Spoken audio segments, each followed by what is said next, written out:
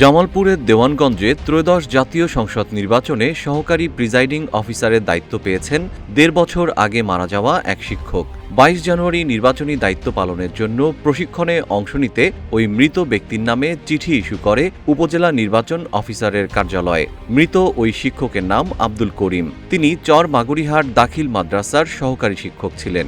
বিষয়টি নিশ্চিত করেছেন চর মাগুরিহাট দাখিল মাদ্রাসার সুপার মোহাম্মদ শফিউল আলম।